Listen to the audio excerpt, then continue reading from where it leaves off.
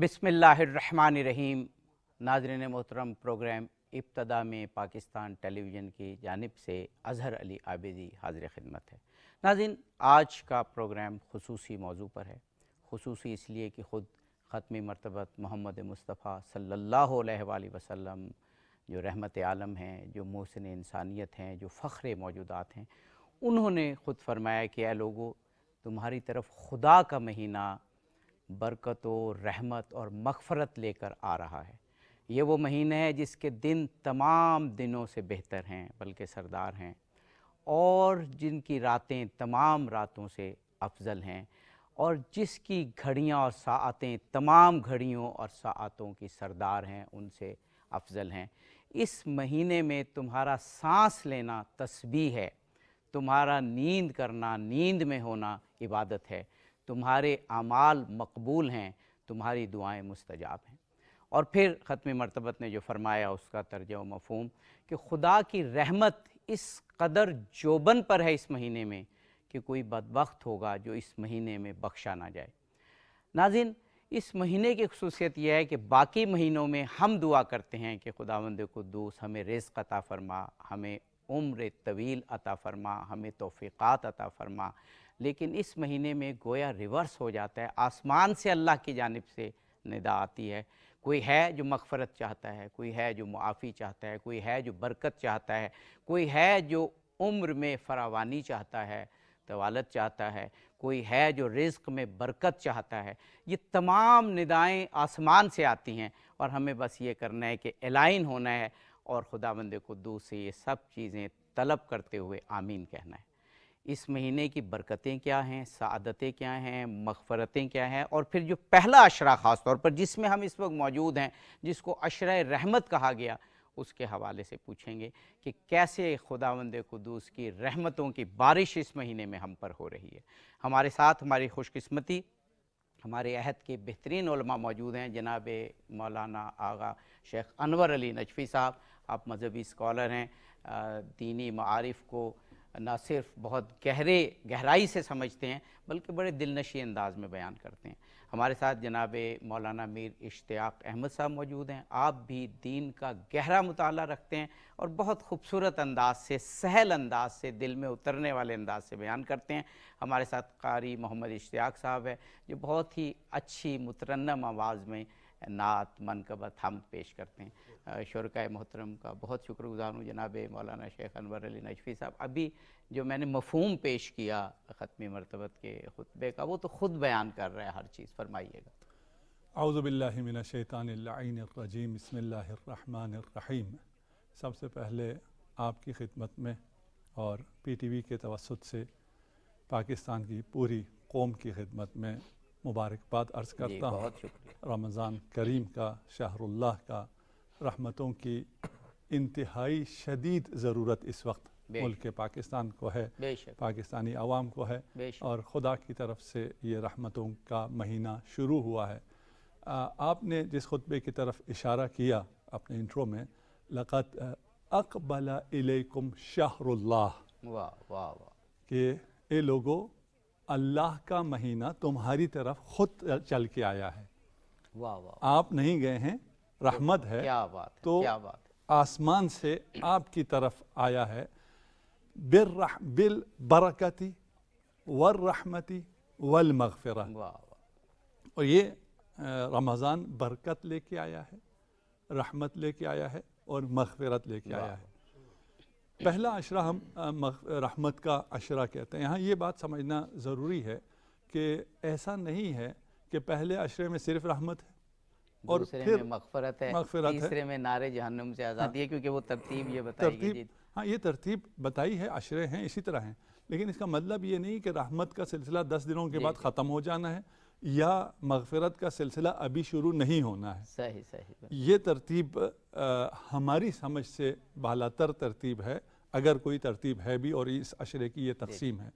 इसलिए जो अल्लाह की तरफ से रहमतों का नुज़ूल है वो भी बेपाया रहमतें हैं, उसकी कोई हद नहीं है।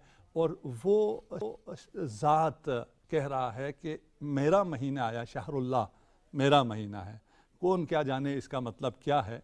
रहमतुल लिल आलमीन कह रहे हैं کہ یہ اللہ کا مہینہ ہے اور اللہ رحمتیں نازل فرما رہا ہے، اور وہ خدا جو اپنا تعارف رحمان و رحیم سے کروا رہا ہے، جس کی رحمتیں اتنی ہیں جو انسان گن نہیں سکتا، عام حالات میں بھی، نہیں کہ صرف رمضان میں، عام حالات میں اتنی نعمات، اتنی رحمات ہیں جن کا تصور انسان نہیں کر سکتا ہے۔ یہاں پھر اس میں اتنا زیادتی ہے کہ اس عشرے کو عشرے رحمت کہا گیا ہے۔ رہ گیا یہ رحمت تو آ رہی ہے، لیکن اس رحمت کو ہم ریسیو کیسے کریں؟ جی اصل بات یہ اصل یہاں ہے، وَإِلَّا رحمت رحمانیہ بھی اتنی عظیم ہے، اور وہ رحمت جس کے بارے میں رسالت مآب کہتے ہیں کہ اس کی رحمت، اللہ کی رحمت وسعت کل شیء، سبحان اللہ، ہر چیز سے۔ اب یہ کل شیء کو اس زمانے کا انسان کیا سمجھا تھا؟ آج کا انسان اور اگر پڑھا لکھا ہو اور کائنات پر نظر رکھتا ہو، اسے ہر شیء میں کیا کیا نظر آتا ہے، اور کل کا انسان کو کیا نظر آئے گا؟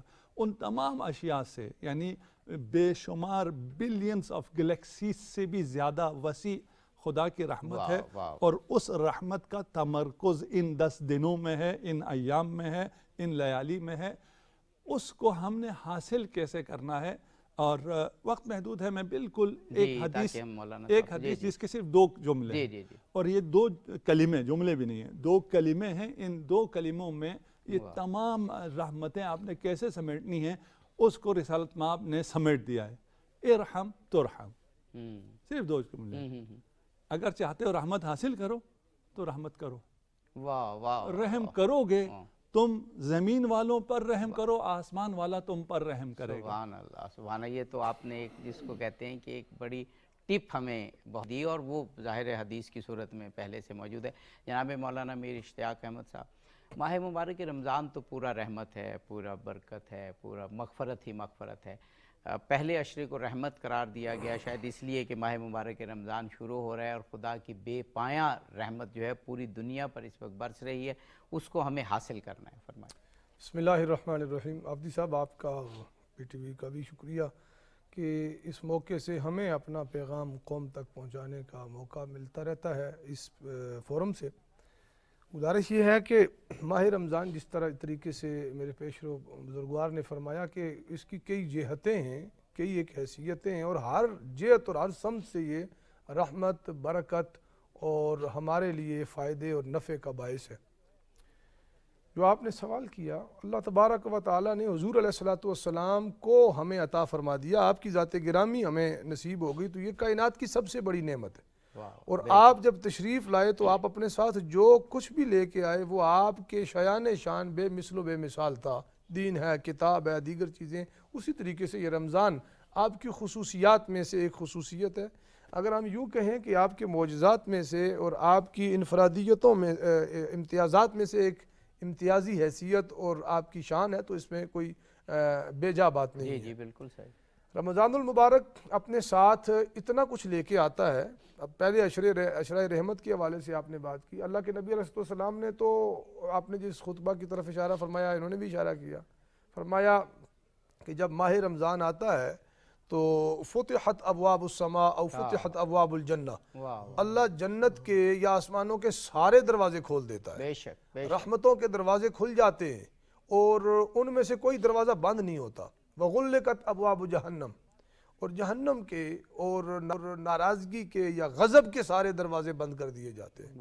وسلسلۃ الشیاطین، اور سرکش شیطانوں کو اللہ پاک زنجیروں میں جکڑ دیتا ہے۔ یہ اس کی پہلی رحمت ہے کہ اس نے ہر خاص و عام کے لیے اپنی رحمتوں کے دروازے کھول دیے ہیں، جنتوں کے دروازے کھول دیے ہیں۔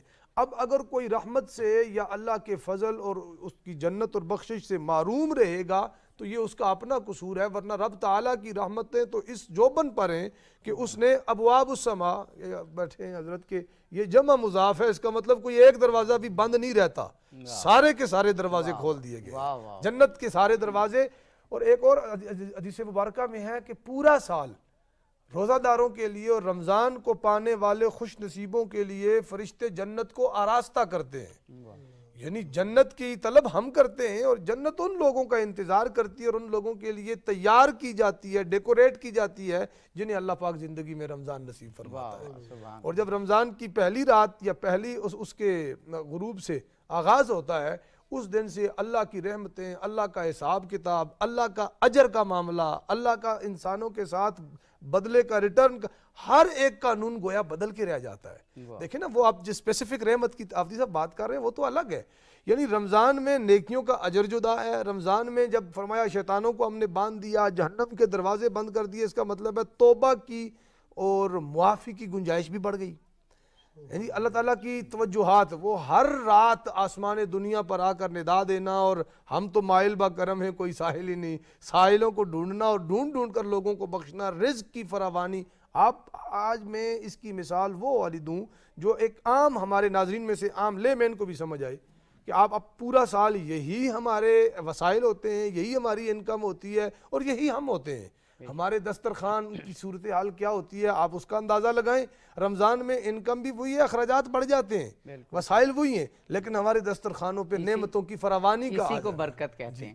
آغا صاحب یہ جو 3 الفاظ ہیں کہ یہ مہینہ ختم مرتبت کے تمہاری طرف براہ خدا کا مہینہ، جو برکت ہے، رحمت ہے اور مغفرت ہے. اب یہ 3 الفاظ ظاہر ہے ان کا خاص سگنیفیکنس ہے، اور یہ تو عشرہ رحمت ہی کہلاتا ہے کہ ان 3 الفاظ کو یا 3 نعمتوں کو رسول پاک نے بیان کیا. تو یہ خاص نعمتیں ہیں، ان کی طرف ہمیں توجہ کرنی ہے اور اس مہینے میں انہیں حاصل کرنا ہے. یقیناً یہ مہینہ توجہ کا مہینہ ہے، جی جی، حصول کا مہینہ ہے. اس مہینے میں آپ ضیافت اللہ میں ہیں، اللہ کی ضیافت میں آپ کو معمولاً ہماری ضیافت میں کھانا پیش کیا جاتا ہے، اس ضیافت میں کھانے سے روک دیا جاتا ہے. صحیح بات. اس لیے کہ انسان کو توجہ دلائی جائے کہ تمہیں جو رزق مل رہا ہے اس میں سے یہ ادنا ترین رزق ہے جسے تم منحصراً رزق سمجھتے ہو. اس کے علاوہ بھی بہت رزق ہے، اور ان میں سر فہرست برکت ہے، رحمت ہے اور مغفرت ہے. اور یہ تینوں ایک ساتھ بندھے ہوئے ہیں. برکت کا معنی سمجھنا انتہائی مشکل ہے، استعمال ہم بہت زیادہ کرتے ہیں، برکت مبارک، اور اس کو ہم بہت زیادہ اگر سمجھتے ہیں تو اپنے کھانے پینے میں سمجھتے ہیں کہ ہمارے دسترخوان پر برکت آ گئی، کم تھا، زیادہ لوگ کھا گئے اور زیادہ ہو گیا. برکت کہتے ہیں اس فیضان الہی کو جو اتنا بلا حساب ہو، جسے آپ نہ کیلکولیٹ کر سکیں، نہ حساب کر سکیں، نہ کسی منطقی لحاظ سے اس کا جواب دے سکیں، نہ اسے سمجھ سکیں، جو آپ کی سمجھ، ادراک، منطق، عقل سے ماورا ہو، بیانڈ ہو. اس فیضان الہی کو برکت کہتے ہیں. اور اس برکت کا ہم نے ایکسپیرینس کیا ہوا ہوتا ہے، لیکن اسے اس طرح ڈیفائن نہیں کیا جاتا. اور اس مختصر وقت میں یقیناً میں بھی اس کا اعتراف کرتا ہوں کہ میں اس طرح نہیں سمجھا پاؤں گا اس چیز کو جسے ہر مسلمان نے تجربہ کیا ہوا ہے، فیل کیا ہوا ہے، احساس کیا ہوا ہے. اور اس مہینے میں کرتے ہیں، احساس کرتے ہیں خدا کی. لیکن اگر معرفت کے ساتھ کریں تو پھر اس کی لذت دو چندان ہو جاتی ہے. اس معرفت کے ساتھ رہ گیا. برکت سے ہم آ جاتے ہیں رحمت پر. رحمت ہم نے کہا کہ یہ تینوں ہیں نعمت، لیکن یہ خاص نعمت ہے رحمت کی. اور آپ نے جیسے کہا کہ ہمیں اس امت کو رحمت للعالمین عطا ہوا ہے، اور آپ کی برکت سے، یہاں پھر لفظ برکت ہے، آپ کی برکت سے یہ رحمت کا مہینہ اور یہ رحمت کے لمحات اور یہ رحمت جس میں تمام نعمتیں ہیں، اس میں سب سے بڑھ کر ہدایت ہے، اس میں سب سے بڑھ کر نجات ہے، خدا کی خوشنودی ہے، رضوان ہے. اور اس رحمت کا اہل وہ ہوگا جو عبودیت خداوندی میں آئے گا. جو عبودیت خداوندی میں نہ ہو، عاصی ہو، وہ اس رحمت کے دائرے میں نہیں آ سکتا. اور رحمت کا عظیم ترین مظہر یہ ہے کہ رحمت کے ساتھ مغفرت کا پیکج بھی ہے. کہ اگر سارا سال یا کسی بھی وقت تم ایسے ہو کہ تم رحمت کے اہل نہیں ہو، تو یہاں اہل نہیں دیکھا جائے گا، تمہیں اہل بنانے کا انتظام بھی موجود ہے مغفرت کے ذریعے. اگر آپ اجازت دیں، آپ نے جو کہا کہ ہمیں رحمت کا اہل بنایا جائے گا، تو اس میں ایک بڑی سگنیفیکنٹ بات کہ اس امت پہ رحمت کے ہمیں فخر موجودات، وجہ تخلیق کائنات حضرت ختم مرتبت محمد مصطفیٰ صلی اللہ علیہ وآلہ وسلم کی امت ہونے کا اعزاز حاصل ہے، اور ان کا وسیلہ اللہ نے ہمیں عطا کیا. اجازت دیں تو خوبصورت سی نعت سننے کا جی چاہتا ہے. قاری محمد اشتیاق صاحب.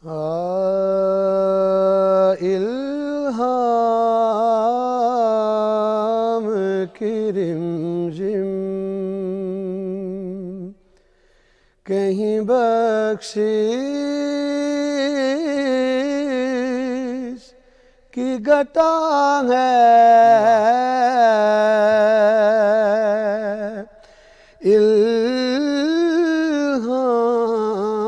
الہام کی رمجم کہیں بخشش کی گھٹا ہے یہ دل کا نگر ہے کہ مدینے کی فضا ہے یہ دل کا نگر ہے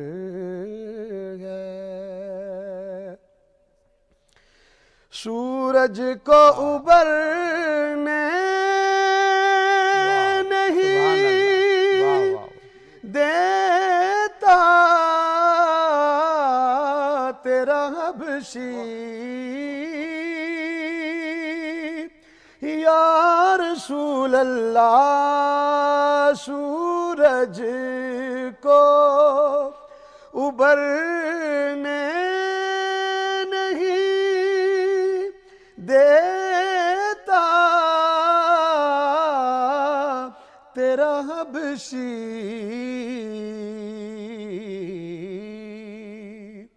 بے ذر کو ابو ذر تیری بخشش نے کیا ہے یہ دل کا نگر ہے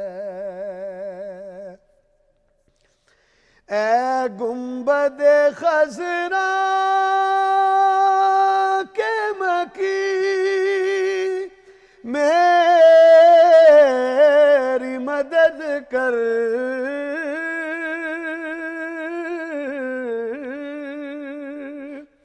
اے گنبد خضرا کے مکی میری مدد کر یا یہ تو بتا کون میرا تیرے سوا ہے یہ دل کا نگر ہے اور مکتا بخشش تیرے ابرو کی طرف دیکھ رہی ہے محسن تیرے دربار میں چپ چاپ کھڑا ہے محسن سبحان اللہ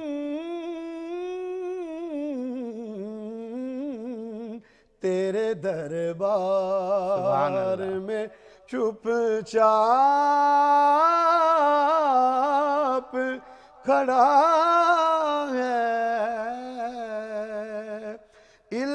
الہام کی رمجم ہے سبحان اللہ سبحان اللہ سبحان اللہ کیا خوبصورت نعت اور کس طرح نبی پاک صلی اللہ علیہ وآلہ وسلم کا وسیلہ اس میں طلب کیا گیا۔ جناب مولانا میر اشتیاق احمد صاحب، میرا اگلا سوال یہی تھا جو میرے ذہن میں تھا کہ رحمت ہے، مغفرت ہے، بخشش ہے، یہ تو جس طرح بارش برستی ہے اس طرح برس رہی ہے، لیکن پھر نیچے زمین پہ جو چیزیں ہیں انہوں نے الائن ہونا ہوتا ہے کہ تاکہ بارش سے زیادہ استفادہ کرے۔ ہم نے کیسے الائن ہونا ہے، کیسے اس مہینے میں اپنے آپ کو روحانی طور پر بنانا ہے، سنوارنا ہے کہ خدا کی اس رحمت کو حاصل کر سکیں؟ دیکھیں عابدی صاحب، جو بندہ نعمت خداوندی کی قدر نہیں کرتا، اللہ تبارک و تعالیٰ بھی اسے نعمت سے محروم کر دیتا ہے، اور جو نعمت کی قدر کرے، اس پر شکر کرے، اللہ نعمتوں میں اضافہ فرما دیتا ہے۔ یہ تو لَئِن شَكَرْتُمْ لَأَزِيدَنَّكُمْ، یہ تو تصور اس کا پورا قرآن مجید میں موجود ہے۔ بات یہ ہے کہ رمضان المبارک کی صورت میں اللہ تبارک و تعالیٰ نے ایسا تحفہ دیا ہے جو گناہوں کو ختم بھی کرتا ہے، نیکیوں کو بڑھاتا بھی ہے۔ یعنی دو ہی چیزیں نا، اگر آپ اس تصور کو لے کے نکلتے ہیں کہ ہمارا نامہ عمل بہتر ہو جائے، جو میزان کے اوپر ہم شرمندہ نہ ہوں، تو اس کے لیے بھی ہے کہ گناہوں کو جلانے والی شے ہے یہ، اور نیکیوں کو بڑھانے والی چیز ہے۔ اگر آپ اللہ تعالیٰ کا قرب چاہتے ہیں تو قرب خداوندی کے لیے بھی بہترین فرمایا، مجھے تو روزے دار کی منہ کی بو تک بھی پسند ہے، مجھے روزے اس کی بھوک پیاس اور اس کا ہر ایک عمل مجھے پسند ہے۔ اگر آپ اس کو تقوی اور طہارت اور اس اپنی روحانی بالیدگی کے لیے اس کو اختیار کرنا چاہتے ہیں، تو فرمایا روزے کا تو مقصد ہی یہی ہے، لعلکم تتقون، ہم نے روزے فرض اس لیے کیے ہیں کہ تم تقوی اختیار کر جاؤ اور تمہیں تقوی نصیب ہو جائے۔ علی حاصل قیاس آپ جس سمت سے بھی جائیں گے تو روزہ انسان کو بلند کرنے کے لیے اور اس کی روحانی اور ایمانی صورتحال کو مضبوط اور مستحکم کرنے کے لیے اللہ پاک نے ہمیں عطا فرمایا ہے، اور اللہ نے اپنے قریب کرنے کے لیے بندے کو، انسان کا جو اصل وطن ہے نا جی، وہ ایک عالم روحانیت، جہاں ہم نے ساری یہ ہزاروں اور لاکھوں سال گزارے ہیں، اس عالم مادیت میں تو بڑا مختصر سا قیام ہے، اور یہاں آ کر ہم اپنی پچھلی زندگی کو بھی بھول گئے اور آنے والی زندگی کو بھی بھول گئے۔ رمضان ہمیں ایک مرتبہ پھر موڑ کر ہماری اصلاح کر کے ہمارے اس ایک بے لگام گھوڑے کی طرح کی شخصیت یا نفس کو ایک سمت دیتے ہوئے واپس اپنے دیس کی اس روحانی کائنات کی ایک جھلک دکھاتا ہے، اور ہمیں اس کا سبق یاد کرانے کے لیے بہترین ذریعہ ہے۔ اب جب بندہ کھانے پینے کی، جیسے انہوں نے بات کی کہ ضیافت ایسی کہ جس میں کھانے سے منع کیا، وہ جائز چیزوں سے رکنا، یہاں بندے کو یہ احساس پیدا اس کے اندر ہوتا ہے کہ بھئی کوئی ایسی طاقت ہے جس کے سامنے میں بے بس ہوں، کوئی ایسا پوچھنے والا ہے کہ جس کے میں حکم کا پابند ہوں۔ بہت خوب، کوئی پابندی نہیں ہے میرے لیے، یہ ساری چیزیں کھانا پینا جائز ہے سارا کچھ، لیکن میں نہیں کھا رہا اس لیے کہ کسی منع کرنے والے نے مجھے منع کر رکھا ہے، کسی کی محبت میں یا کسی کی الفت یا کسی کی وجہ سے مجھے ان چیزوں سے رکنا ہے۔ تو یہ جو امساک ہے صرف یہی بندے کو اللہ تبارک و تعالیٰ کے ہونے اور خود کو اس کے سامنے بے بس اور اس کے رحم و کرم پر ہونے کا احساس دلاتا ہے، اور یہ احساس عابدی صاحب پیدا ہو جائے، رحمتوں کی اور برکت کی حضرت تعریف کر رہے تھے نا یہ شیخ صاحب، تو آپ رحمتوں کی ہزار تعریفیں کر لیں، یہ کم رحمت ہے کہ بندے کو احساس ہو جائے کہ میں بندہ ہوں اور وہ میرا مالک ہے۔ واہ، سبحان اللہ، سبحان اللہ۔ جناب شیخ انور علی نجفی صاحب قبلہ، ابھی آپ نے ذکر کیا نا کہ رسول پاک نے یہ بھی فرمایا، اس کا ترجمہ مفہوم کہ اے لوگو تمہیں اس مہینے میں اللہ کی جانب سے ضیافت کی دعوت دی گئی ہے، اب اللہ کے مہمان ہیں ہم۔ اب کچھ کبھی کبھی آدمی سوچتا ہے کہ یہ کیسی مہمانی ہے، جیسے ابھی ذکر ہوا کہ اس میں کیسی غذا ہے۔ مجھے حضرت علی علیہ السلام کی ایک حدیث کا ترجمہ و مفہوم جب میں نے پڑھا تو مجھے بہت ہی واضح ہو گیا کہ یہ روحانی ضیافت کیا ہے۔ حضرت علی علیہ السلام فرماتے ہیں ترجمہ و مفہوم کہ کھانا کھانا بدن کی غذا ہے، لیکن کھانا کھلانا یہ روح کی غذا ہے۔ تو یہاں واضح ہو گیا کہ بدن کی غذا کیا ہے اور روح کی غذا، جو آپ نے بھی ایک حدیث بیان فرمائی تھی کہ رحم اسی پر ہوگا جو رحم کرے، تو یہاں اللہ کی رحمت مخلوق سے ریلیٹ ہو رہی ہے۔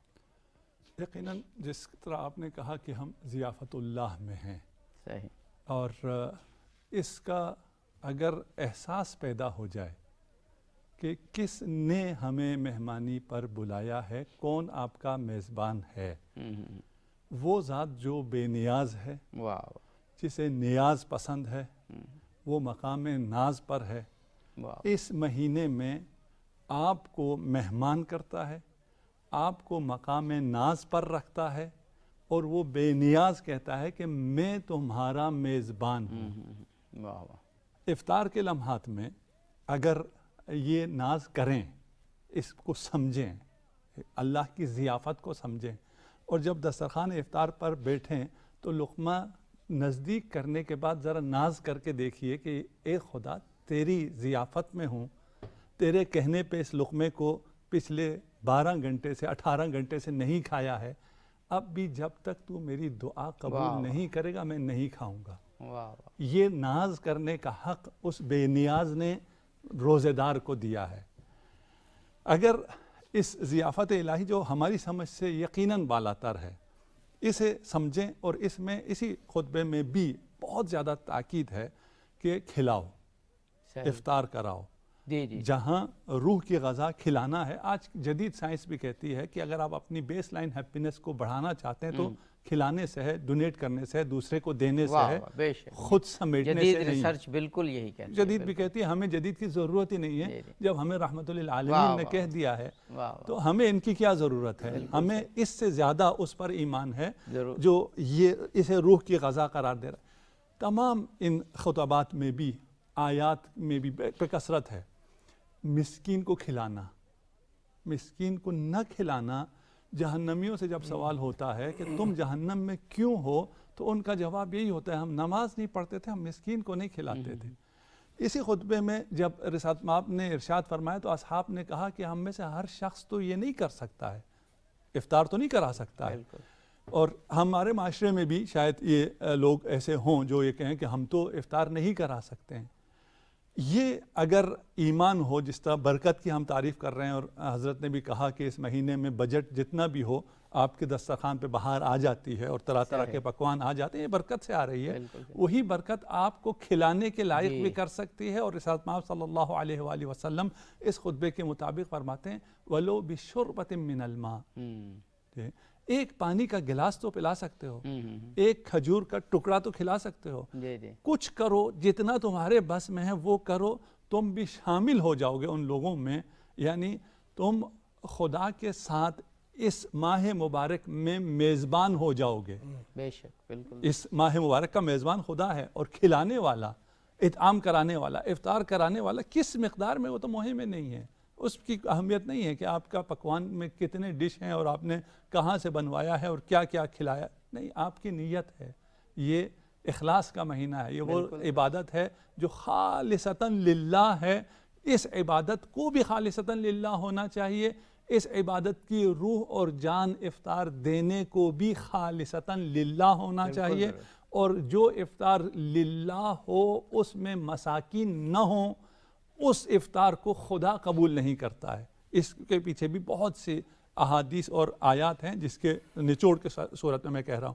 ہمارے ہاں صاحب حیثیت لوگ افطار کراتے ہیں، بہت اچھا کرتے ہیں، اپنے جیسوں کو دعوت دیتے ہیں، لیکن اگر خدا کی طرف سے، خدا کی نمائندگی میں، خدا کے حکم سے یہ میزبانی کر رہے ہو تو اس میزبانی میں جو اصل مہمان ہے خدا کا وہ مساکین ہیں، وہ فقراء ہیں، وہ ایتام ہیں۔ واہ جناب مولانا میر اشتیاق احمد صاحب، ایک یہ جو ماہ مبارک رمضان جب شروع ہوتا ہے، اب گزشتہ چند سالوں سے ایک پہلو کا اضافہ ہو گیا ہے کہ دنیا گلوبل ہو گئی ہے، سوشل میڈیا کے ذریعے بھی، الیکٹرانک میڈیا کے ذریعے بھی، اور اب دنیا کے مختلف حصوں میں جو ماہ مبارک رمضان کا آغاز ہوتا ہے یا جس طرح یہ منایا جاتا ہے، اس طرح عبادت کی جاتی ہے، محافل منعقد کی جاتی ہیں، اب وہ پوری دنیا کو معلوم ہوتی ہیں۔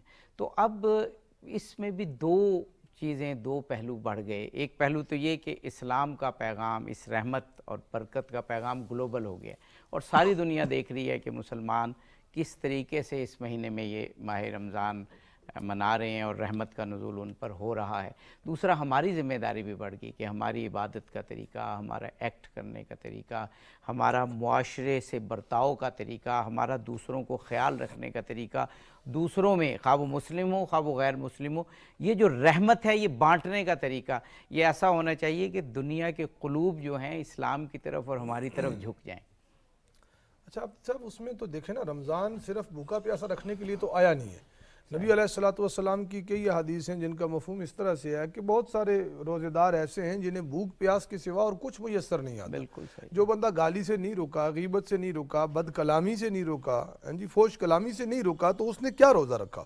اس نے صرف بھوک پیاس کی ایک پریکٹس کی ہے، ایک وقت تک اس نے کھانا نہیں کھایا یا پانی نہیں پیا۔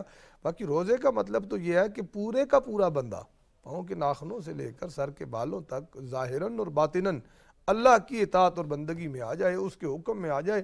اب جو چیزیں اللہ کو ناپسند ہے وہ روزے کی حالت میں ساری چھوڑ دیں۔ بالکل دیکھیں نا، اگر جائز چیزیں اور حلال چیزیں روزے کی حالت میں چھوڑی جا رہی ہیں تو ناجائز چیزوں کا کرنا کیسے روا ہوگا؟ بالکل صحیح. کھانا پینا تو جائز حلال چیزیں ہیں نا، یہ آپ چھوڑ رہے ہیں اللہ کے حکم پر. تو غیبت سے بھی تو اسی اللہ نے منع کیا ہے، چغلی سے بھی تو اسی اللہ نے منع کیا ہے، بد کلامی اور جھگڑالو پن سے بھی تو اسی نے منع کیا ہے. تو وہ تو دائمی ہے، یہ عارضی ہیں. اگر کوئی بندہ روزے کی حالت میں ایک گھونٹ بھی پانی کا پی لے تو اسے کوئی روزے دار نہیں کہتا. اگر کوئی بندہ روزے کی حالت میں خدا نہ خواستہ گالی دے دے تو اسے تو سب روزے دار کیوں سمجھتے ہیں؟ حالانکہ یہ پانی نہ پینا اس کے لیے صبح صادق سے لے کر شام تک رات تک اتنے ٹائم کے لیے منع تھا، اور وہ بد کلامی اور اس سے اعراض کرنا تو ساری زندگی اس کے لیے منع تھا. اب اس طرح سے دیکھا جائے تو اگر روزے دار کو، اچھا یہ منع تو شعبان میں بھی تھا، یہ رجب میں بھی منع تھا، تو اس وقت تو اتنا آپ نے نہیں تاکید کیجیے آج کیوں کر رہے ہیں؟ بھئی آج اس لیے کر رہے ہیں کہ ہم پورے 11 مہینے اس کی پابندی نہیں کر پائے جو اللہ کے احکام تھے. ہمارے اعضاء و جوارے اللہ کے احکام کی پابند نہیں ہو سکے تو ایک مہینہ ایسے دیا کہ اس میں ایک خاص پریکٹس سے، خاص مشق سے گزر جاؤ تاکہ تمہیں عادت ہو جائے، اور عادت کے ساتھ ساتھ ان اعمال اور اس اطاعت کا جو اس کا حاصل ہے، جو اس کا ریٹرن ہے، اس کی لذت اور حلاوت کو بھی پا سکو. تمہیں پتہ چلے کہ اس محمدی راستے پر چلنے کے فیوزات کتنے ہیں، برکتیں کتنی ہیں، اطمینان کتنا ہے. اس ایکسپیریمنٹ کے لیے رمضان دیا، اور جب اس میں جو ابتدا ہے وہ رحمت اس کو رکھ دیا پہلا ہی عشرے میں.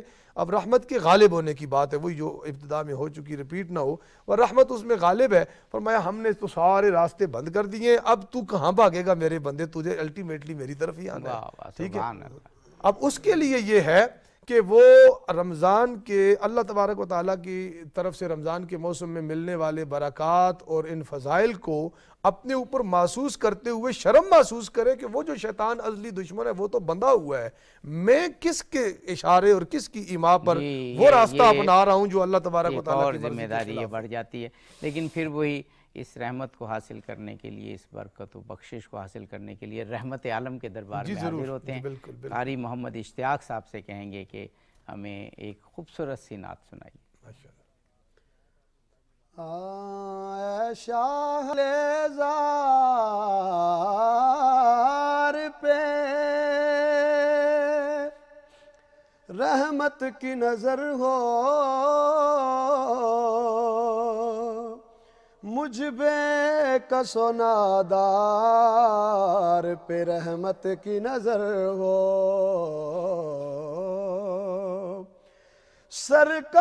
سرکار گناہوں سے برا حال ہے میرا، سرکار گناہگار پہ رحمت کی نظر ہو.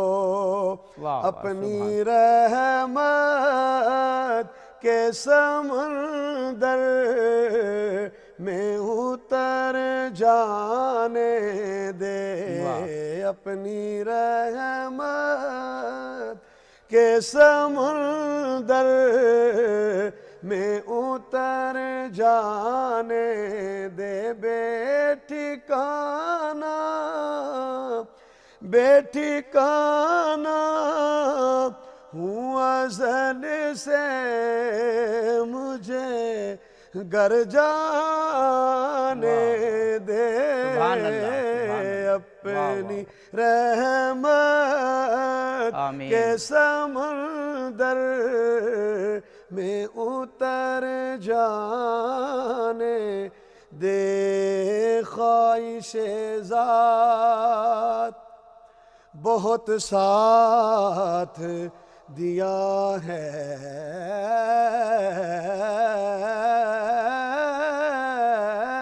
تیرا، ہو خواہش ذات بہت ساتھ دیا ہے تیرا. تو اب جدھر میرے محمد ہیں ادھر جانے دے. اب جدھر میرے محمد ہیں ادھر جانے دے. موت پر میری شہیدوں کو بھی رشک آئے گا،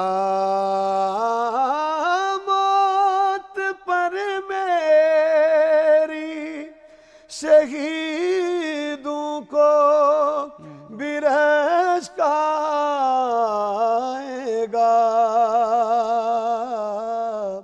آقا اپنے قدموں سے لپٹ کر مجھے مر جانے دے، اپنے قدموں سے لپٹ کر مجھے مر جانے دے، بس اپنی رحمت کے سمندر میں اتر جانے دے۔ سبحان اللہ، سبحان اللہ، کیا بات ہے، سبحان اللہ۔ جناب مولانا آغا شیخ انور علی نجفی صاحب قبلہ، اب میں اب دونوں علماء کرام سے پوچھوں گا، عشرۂ رحمت میں تو ہم داخل ہو چکے ہیں اور اس کے کچھ دن گزر گئے ہیں اور باقی ماہ مبارک رمضان بھی ہم نے گزارنا ہے، ہماری عمومی روٹین کیا ہونی چاہیے اور کیا ایسے خاص جو اہتمام ہے جو اب اس مہینے میں کر سکتے ہیں رحمت واسعہ کو پوری طرح اپنے اندر جذب کرنے کے لیے؟ آپ نے انصاف نہیں کیا ہے، پروگرام کے آخر میں کہہ رہے ہیں کہ رحمت واسعہ کو پوری طرح جذب کرنے کا سارا فارمولہ بتا دیں تو چند منٹوں میں تو نہیں ہو سکتا۔ کچھ ٹپس ہمیں اور ہمارے ناظرین کو مل جائیں۔ ٹپس یہ ہو، سب تو موجود ہے اور سب جانتے ہیں۔ دیکھیے حضرت نے بھی کہا کہ امساک صرف کھانے پینے سے نہیں ہے، باقی جو رذائل ہیں معنوی ان سے بھی امساک ہے۔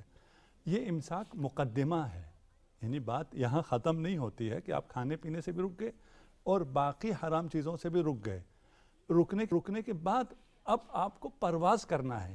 یہ جو مانع پرواز تھا، زنجیریں بندھی ہوئی تھی، آپ کو نفس نے اور گناہوں نے باندھ رکھا تھا، امساک کے ذریعے آپ آزاد ہوئے ہیں۔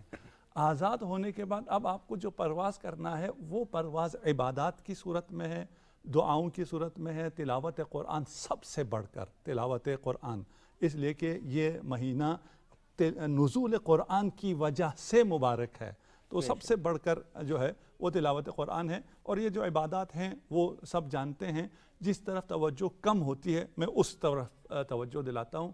رحمت کا مہینہ ہے، خدا نے اپنی رحمت کا مظاہرہ کیا ہے، اپنے حسن خلق کا عظیم مظاہرہ کیا ہے۔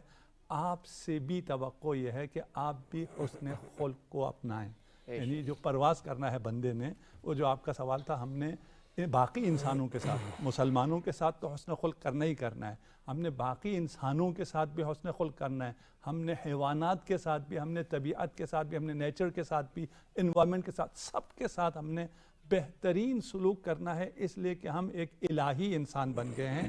اور روایت میں ہے کہ موسیٰ کلیم اللہ کو اس رحم کی وجہ سے جو ایک جانور پر انہوں نے کیا، اس مقام کو دینے میں یقیناً اور بہت سے عوامل ہیں، اس رحم نے جو جانور کے اوپر ہوا ہے مقام کلیم اللہ ہی عطا ہوا۔ سبحان اللہ۔